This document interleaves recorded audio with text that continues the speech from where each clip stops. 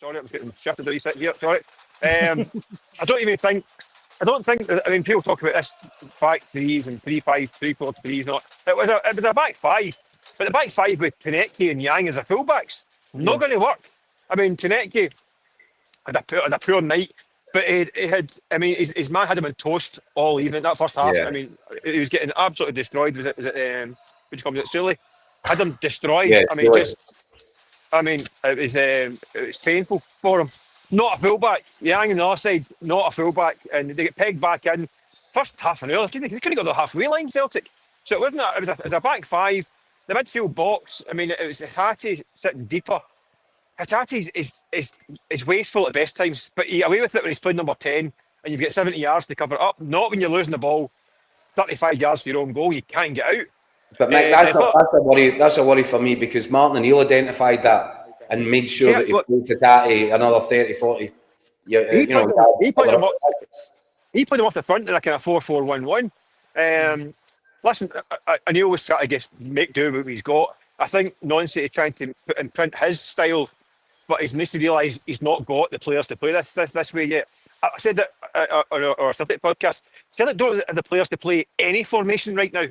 Martin was playing a 4-4-1-1 with no winger, so there is no formation that Celtic can play right now. But it's just a bit bewildering when Celtic had no right backs in the first half and then they had two on in the second half. But I couldn't really figure that out either. It's a team that's not quite, just has not got to grips yet with the new way of playing. That is going to take time, and you can't get to be a work in progress against teams like Roma. No, they'll brutally expose it. I thought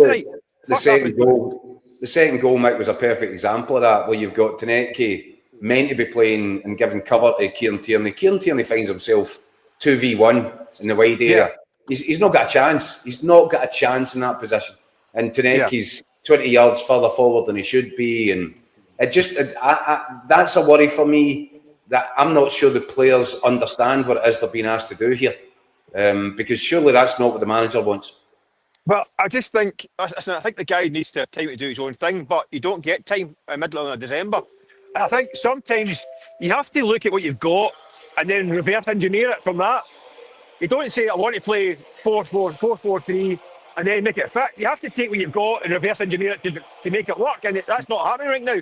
Which is exactly what Martin O'Neill did, Mick. He looked at what he had available to him, and he put out a system that he felt would make Celtic best able to win games of football. What he did was he tried to limit the amount of square pegs and round holes to one or two, and then whereas the moment it now looks like 5 or 6 round pegs and square holes, or vice versa. So that's something that I think that it might take a step back to kind of think, wait a minute, I don't have the personnel to play this way just now. As I said, I don't get the personnel to play any kind of way just now. Just need to get by. I think any actual coming back is a boost, because I think you could get away with Dyson Maeda playing that wing back role rather than Konecki, and that might make it a bit more workable. But the Yang as a right back's not going to work. It isn't going to work. Yang as a right back. He's just not that kind of player. He's not as dynamic enough to play that kind of role. Problems all over the pitch for Celtic tonight. A lot for Nonsi to think about in the next few days. St Mirren and Sunday is looking increasingly ominous by the day. If it was a team who are pragmatic, who will hone in on any weaknesses and exploit them.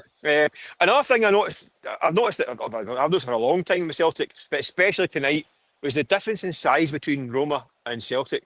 It looked like wee boys playing against men. Yeah. Roma, every set piece, it was like they're out muscled and outmatched for size. Every single position, every man was taller than another one. I mean, Celtic have got Scales and Trusty are the two centre halves. I wouldn't say Scales is a massive in terms of height. Engels is about 6 foot and Nygren's about 6 foot. After that, Celtic are tiny and they're not very strong. I mean, that's a team that badly needs some height, some muscle, a bit of physicality. They don't have it. They get brushed up. The first half, they're getting brushed aside. And that's exactly the challenge they're going to face against St Mirren. Okay, we're not saying St Mirren are in Roma's category in terms of calibre, but physicality, they're a big side. That's right in the Buddies' wheelhouse, isn't it? That is. Yeah. I mean, set plays, and again, second corner kick in a row. They've conceded again. This one, it was Scales. what header that was in top corner. But it's because he's under pressure against big brutes in that box. So that's something that has to be addressed in January. Listen, this shopping list for January is like a phone book. I mean, literally, Celtic are lacking so much all over the pitch right now. And I think maybe the manager is going to take a step back and look at what he's got rather than what he wants to do, because what he's got can't do what he wants to do right now. Yeah. And listen, this result could have easily happened under Martin O'Neill. It did in Midtjylland, exactly the same, by the way. First half of Midtjylland was the exact same as first half here. Out-muscled, outgunned, outpowered, outplayed. Exactly the same as it was in Denmark against Roma. So it's happened in the recent past. To see it, so you can't pin it all on the manager, because it's happened 3 weeks ago. 4 weeks ago. There's a glaring lack of quality, Mick, and you've been talking about that for a while, and you're right. We say it's just July. This is a team that is badly lacking all over the pitch. They're riddled with injuries, which is killing them as well. But even before the injuries, they're lacking severely all over the pitch. So this could have happened again, like Sunday could have happened under Martin O'Neill. It wouldn't have surprised me, because it's been coming for a while, because they've been flying by the seat of their pants for weeks, Celtic.